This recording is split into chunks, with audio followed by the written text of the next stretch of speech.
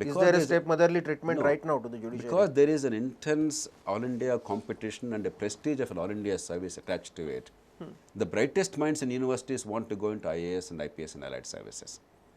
Because there is no such service available, at the discretion of the judges, subsequently lawyers are recruited as judges, there is no intense competition from the brightest minds to become judges. So create an All India service on a similar pattern. That is the argument.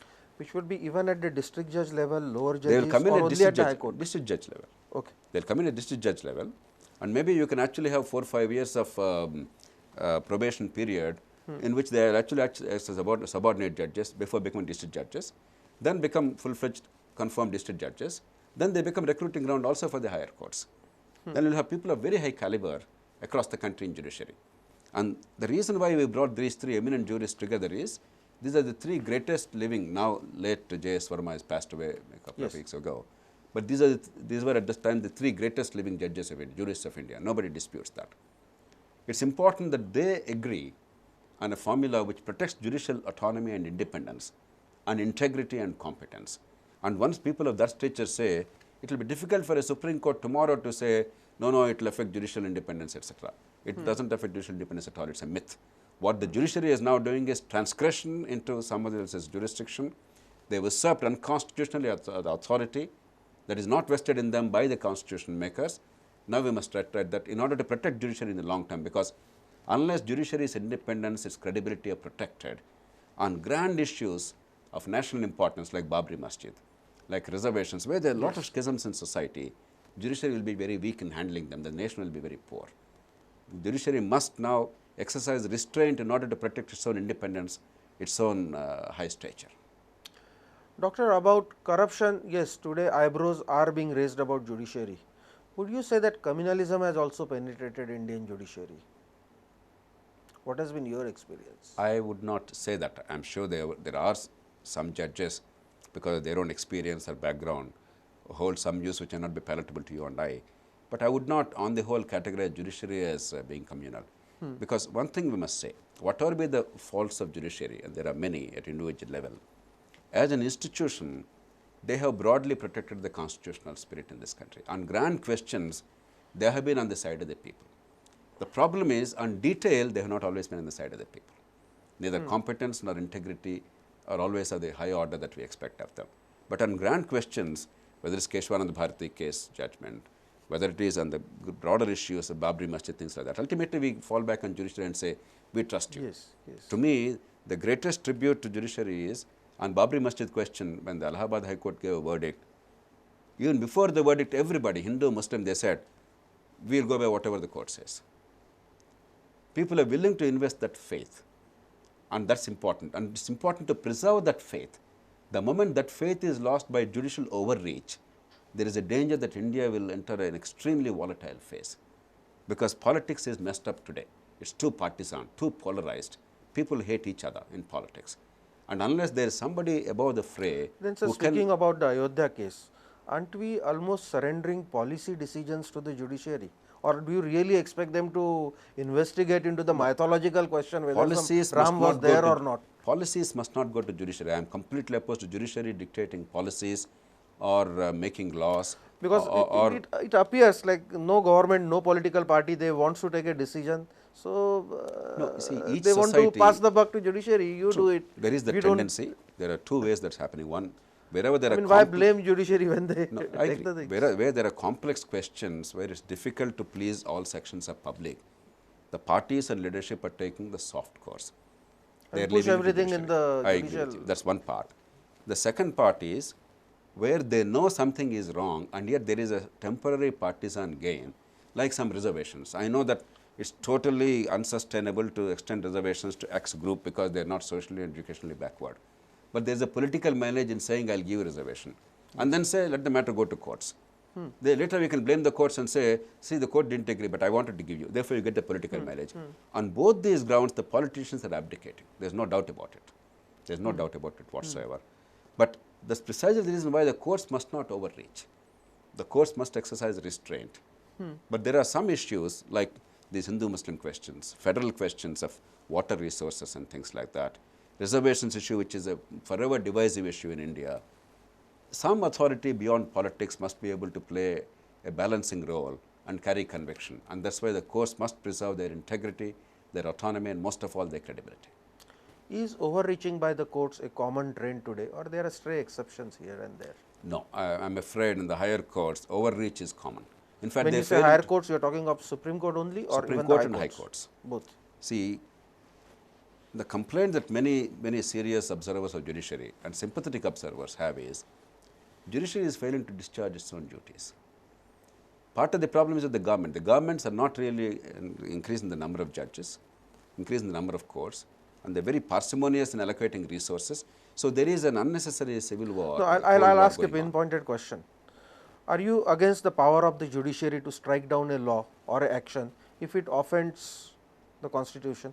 How can anybody be against it? That's the very purpose of judicial review. Yeah. If a law or an executive action is offensive to the Constitution, Only you would not want judiciary laying down new policies. Exactly. But then there are a number of cases where there is a vacuum, there are no policies. So there is no policy for the blind. How long does the judiciary Judiciary cannot be the answer, I am sorry. It has to be the political process. Judges are not elected to make policies. They are not elected to fill a vacuum. No. They are there to protect the citizens' liberty and to ensure justice. That's all. There are only two things. They are not there to provide social justice. They are not there to provide welfare. They are not there to give nutrition. That is because they are not directly elected by people. That is the reason. That is the purpose of the executive branch of government and the parliament and legislature. Let the people of India elect the representatives, and through them let it happen. If there is a problem, let the people of India decide what is the best course. Doctor, Judges are not the answer. In some part of America, the system works that some part of judiciary is elected by the people. What is your comments on that? I would not advise that in India. Even in the United States, there are many complaints because the moment election is there, there is fundraising. The moment you have funded my election, it's very difficult for me to go against you tomorrow. I don't think it's a wise thing in our country. The broad system pattern should be as it is today. I don't think we should really experiment with the jury system or with elections. That should be foolish. We should not imitate others. We must do things which are suitable to our culture. More often the corruption in judiciary doesn't come to light. Is it because there is no corruption, less corruption, or people are afraid of the contempt of court and so they don't choose to talk about Contempt of court is one thing. I mean, about politicians we can talk, nobody can do anything. Yes, politicians we can talk unfairly also. Even when there is nothing, each person knowing full well that it's a lie still makes a public accusation. One of the problems of politics is politicians very loosely talk about others, knowing full well they are lies to get political mileage. So Therefore, would you say that if this contempt of court powers are reduced, more corruption in judiciary also could be exposed, and therefore this contempt power should be contempt done away power or should minimized? be there, but truth should be a defense.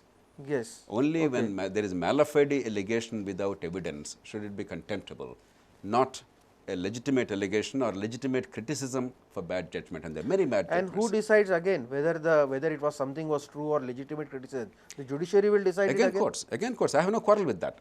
I trust the bulk of the judiciary will exercise restraint in their own self-interest as an institution.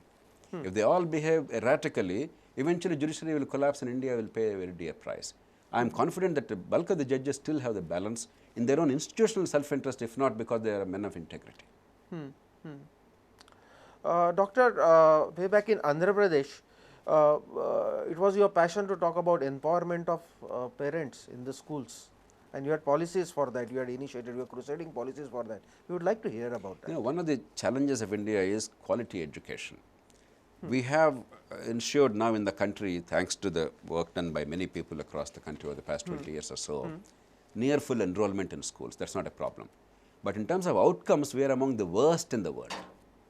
We are not even passingly bad. We are among the worst in the world. There are surveys called ASAR surveys, Annual Status of Education Report. They consistently show that children in 5th grade, 50% of them do not even have the levels of learning of a 2nd grade kid in reading or arithmetic. There is a survey called PISA, Program for International Students Evaluation. This is a global program. 74 countries were surveyed. India stood 73rd in the world. One higher than just one other country called Kyrgyzstan. We are in a disgraceful situation. China is number 1, by the way, in that survey, not even the United States or Britain or Germany or Japan. So we have to improve the quality. The good news is the demand side is very strong. Indian parents are willing to pay any amount. They are willing to sacrifice. They want their children to prosper, irrespective of caste, region, religion. The kids are working very hard, they're intelligent. Okay. So it's just the delivery part. Therefore, one of the ways of doing that is how to improve the quality of supply is create systems of accountability, make parents involved in management of schools, school boards. You know, in California, for instance, I traveled on one road one day. On the south of the road was Cupertino city, where Apple headquarters is located. On the north is Sunnyvale. The property values in Cupertino are about 60% higher than in Sunnyvale. Only because the school district in Cupertino, it functions very well and the school outcomes are very good. Okay. Under the local law, unless you are a local taxpayer and local resident, you cannot send your children free of cost to the very good schools. So there is now an in-migration and demand for properties. That is a degree of empowerment. Once the local community can improve the quality of outcomes, the property values are going up.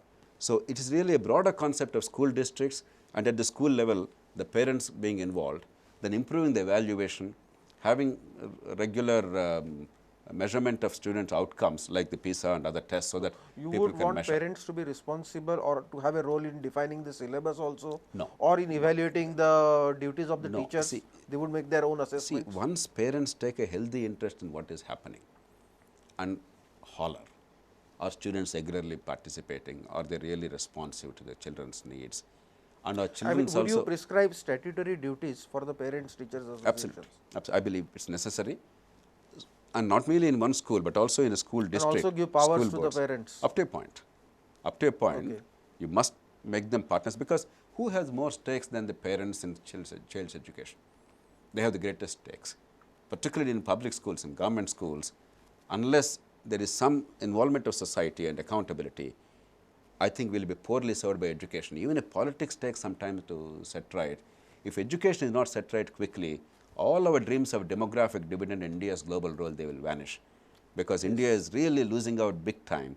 What could be a tremendous asset for India, the largest manpower in global history to a single country available in the working age, we have that in India today right now. And yet we are squandering that because we are giving very few skills and very little quality education, and our pretensions will not do any good. We have to work very hard quickly to set right education.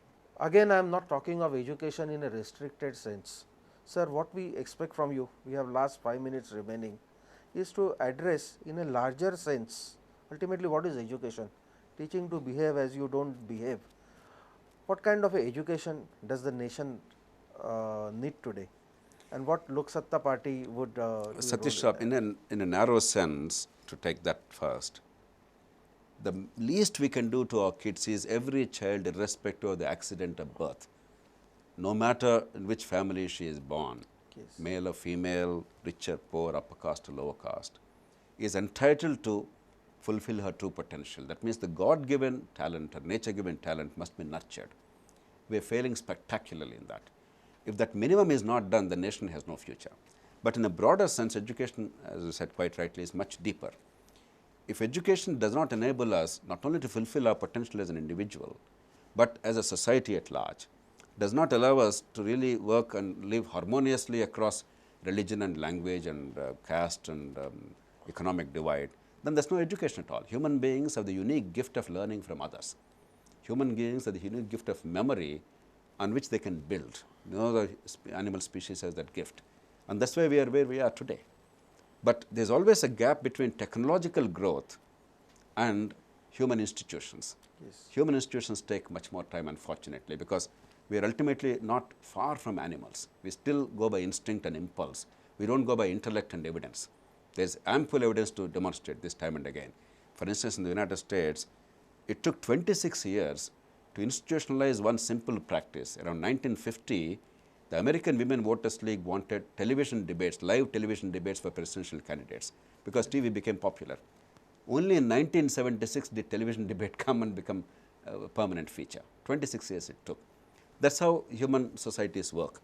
The idea is very simple, but to translate that into reality and to institutionalize it always takes time, because there is resistance to any change. We must not despair in India. There is every room for optimism. Thank you, Doctor, so much. We really hope with your fine ideas they will be put in practice and India will not remain an animal farm anymore. We do hope that though yes, we are close to animals, but we will become rational animals, we will become more compassionate animals, and your ideas will definitely help. Thank you once again. Thank you.